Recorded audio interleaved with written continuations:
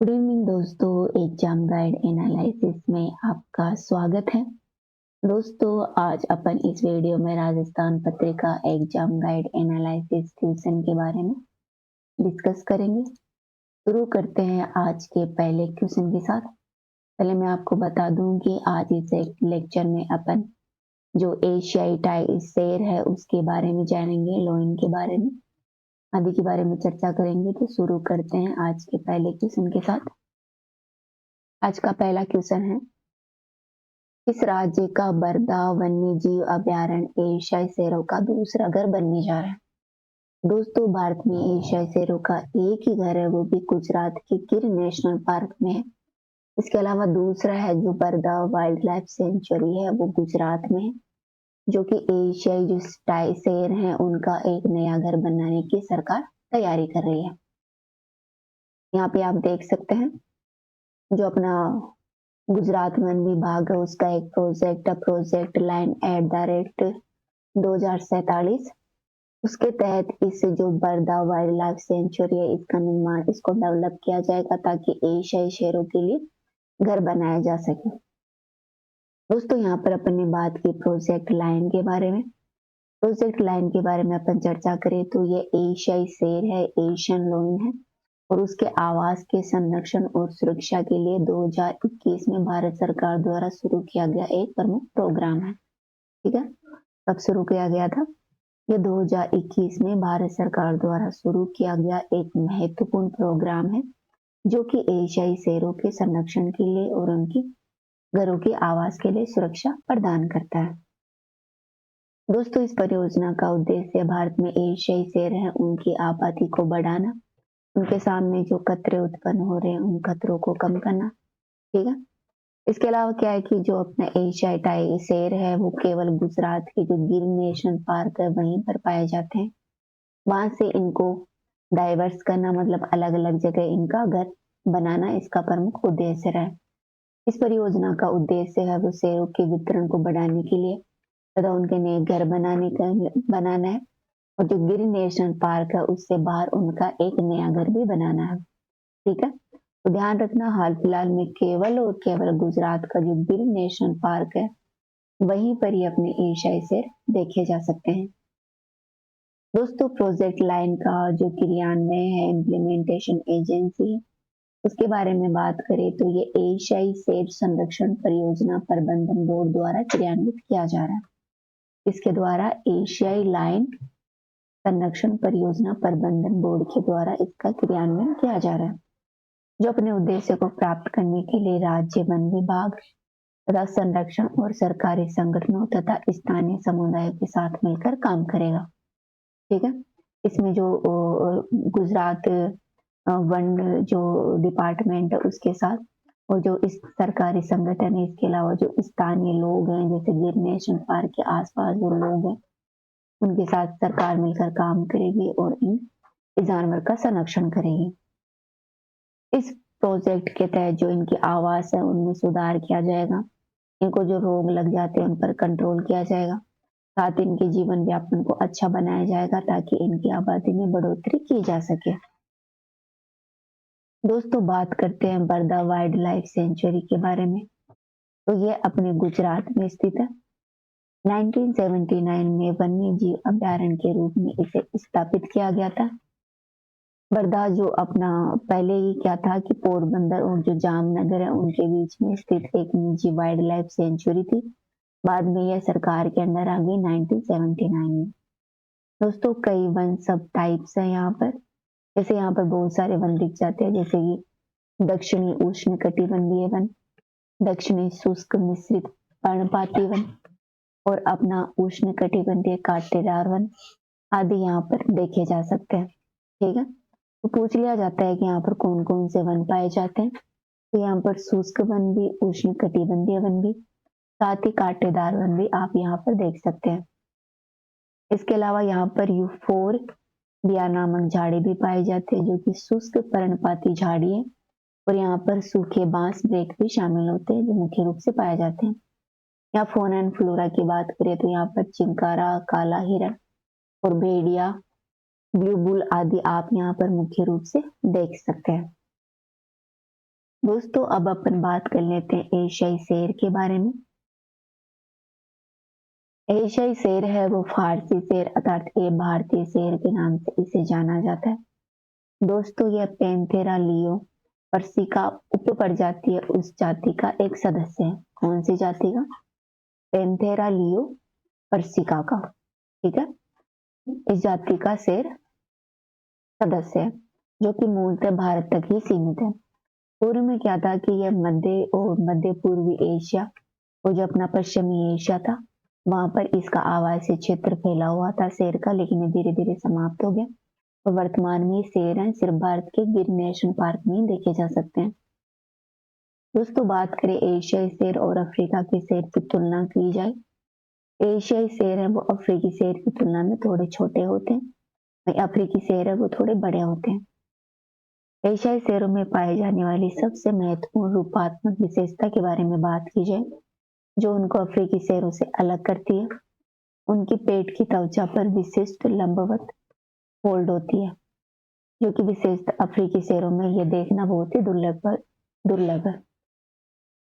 इनके वितरण की बात की जाए तो एशियाई शेर है वो एक समय तक अपने वेस्ट बंगाल, मध्य प्रदेश और जो मध्य भारत का इलाका था वहां पर पारिस्थितिक जो पर्यावास जो क्षेत्र है वहां पर ये निवास करते थे, लेकिन धीरे धीरे इनका जो हैबिटेट है वो समाप्त हो गया और ये जो अपना गिर नेशनल पार्क है गुजरात का वहां तक ही सीमित रह गए। अर्थात गिर नेशनल पार्क एक ऐसा एकमात्र क्षेत्र है जहां पर एशियाई शेर आपको देखे जा सकते हैं, मतलब यहीं पर एशियाई शेर दिखते हैं और कहीं नहीं दिखते। दोस्तों हालांकि इनके मतलब उनको बहुत से संकटों का सामना करना पड़ता है जैसे प्राकृतिक आपदा, अवैध शिकार, मानव और पशु जो कन्फ्लिक्ट है, संघर्ष है, उनके कारण इनकी संख्याओं में कमी आ रही है। लेकिन 2020 में सरकार ने बहुत सारे प्रयास किए जिसके कारण इनकी संख्याओं में कुछ वृद्धि भी देखी गई है।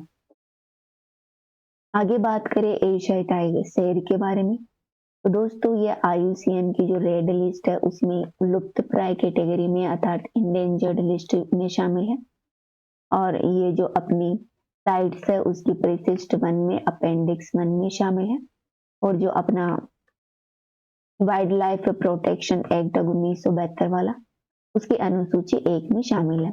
ये पूछ लिए जाते हैं कि IUCN की जो रेड डाटा लिस्ट है उसमें एशियाई शेर कौन सी कैटेगरी में आता है?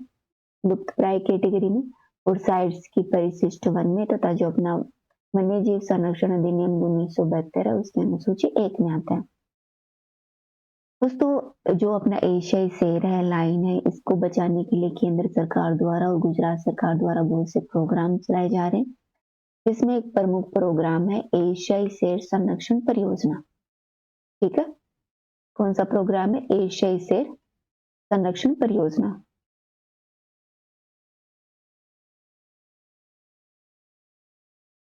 तो इस परियोजना के तहत क्या है कि जो अपना ये प्रोग्राम चलाया जा रहा है केंद्रीय पर्यावरण और वन जो जलवायु परिवर्तन मंत्रालय है, ministry of environment and forest and जो क्लाइमेट चेंज है उसके द्वारा प्रोग्राम चलाया जा रहा है एशियाटिक लायन कंजर्वेशन प्रोजेक्ट। ठीक है, इसे वर्ष 2018 से 21 तक 3 वर्षों के लिए चलाया गया था।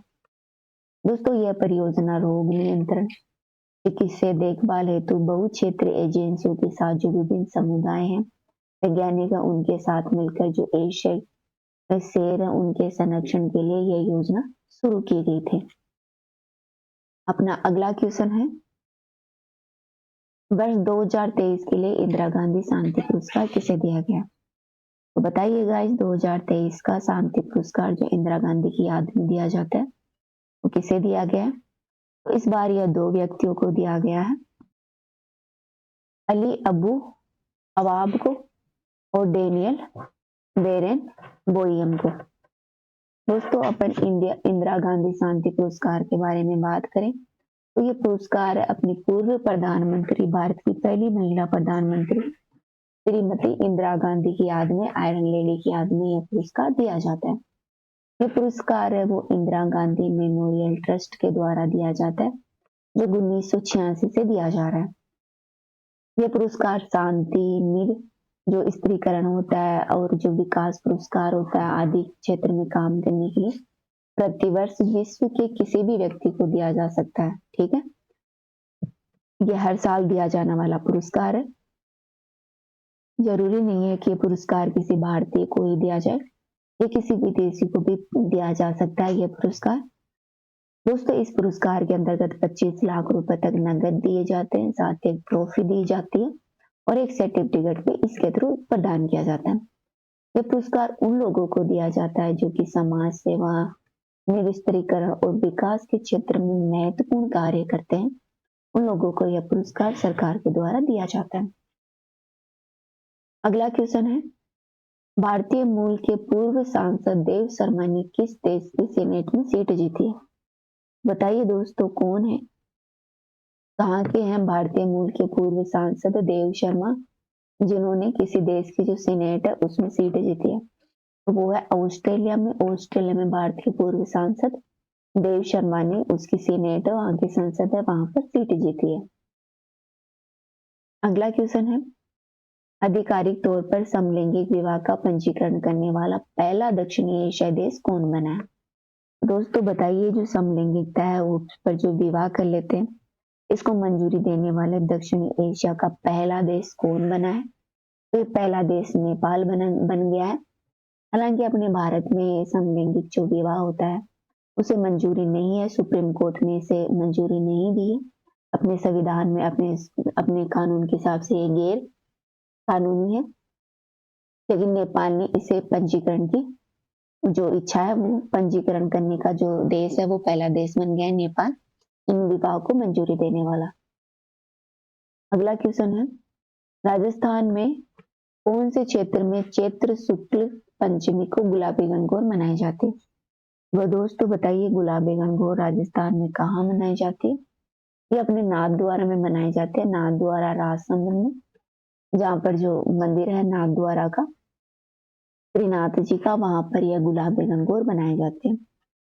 गणगौर के बारे में बात करें तो यह राजस्थान का एक बहुत ही बड़ा पर्व है। दोस्तों, राजस्थान के साथ साथ यह मध्य प्रदेश, उत्तर प्रदेश और उत्तर प्रदेश की जो अपना बुंदेलखंड है, ब्रज क्षेत्र है आदि का एक महत्वपूर्ण त्योहार है, जो चैत्र महीने में शुक्ल पक्ष तृतीया को आयोजित किया जाता है। ठीक है, कब मनाया जाता है?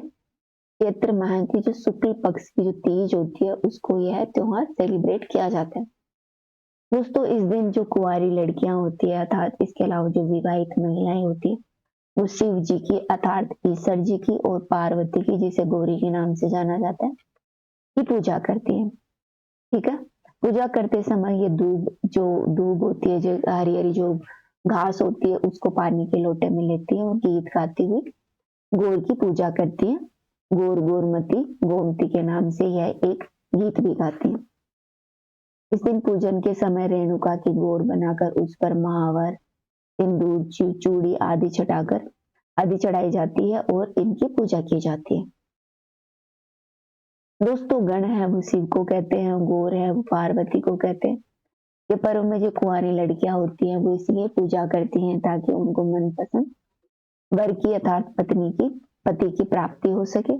और महिलाएं हैं, जो विवाहित महिलाएं हैं, वो इसलिए करती हैं इस गणगौर की पूजा, ताकि उनकी जो इनका गणगौर का जो पूजा करती हैं, व्रत करती हैं, वो इसलिए करती हैं ताकि उनकी जो पति की आयु है वो दीर्घायु हो सके, उन्हें लंबा जीवन मिल सके।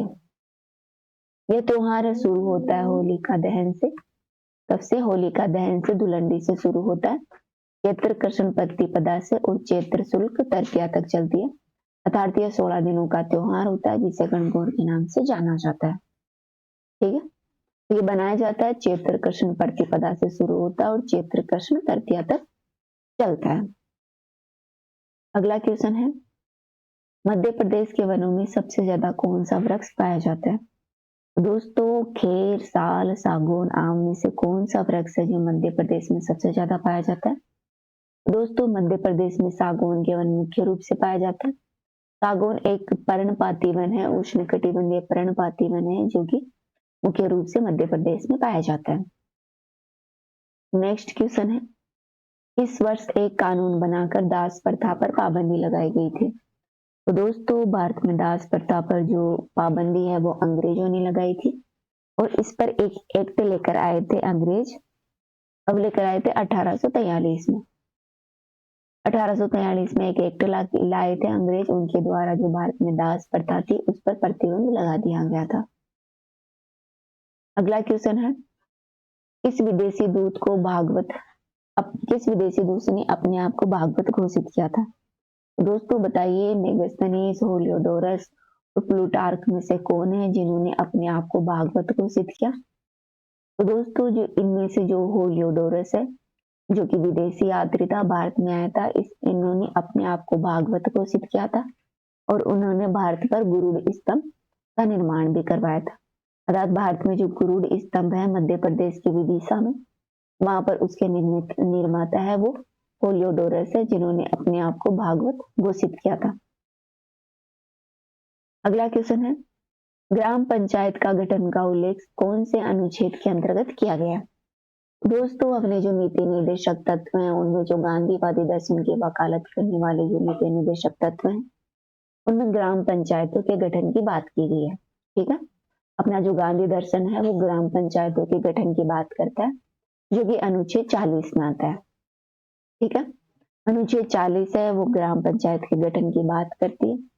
सरकार ने क्या किया, जो 73वां संविधान संशोधन था उसके तहत जो ग्राम पंचायत थी उनको संवैधानिक दर्जा दे दिया गया और संविधान में अनुसूचित 11-12 जोड़ी गई, जिसने स्थानीय शासन को मजबूती दी और उसकी स्थापना की ताकि ग्राम स्तर पर लोग शासन चला सके और अपनी आवश्यकताओं को पूरा कर सके। नेक्स्ट क्वेश्चन है, हैदराबाद का जुड़वा नगर किसे कहा जाता है? तो दोस्तों निजामाबाद, सिकंदराबाद, आसिफाबाद और आदिलाबाद में से कौन सा क्षेत्र है जिसे हैदराबाद का जुड़वा नगर कहा जाता है? दोस्तों अपना सिकंदराबाद है उसे हैदराबाद का जुड़वा नगर भी कहा जाता है। तो हो गए आज के क्वेश्चन पूरे। इस वीडियो में इतना ही, कल फिर मिलते हैं। Thank you.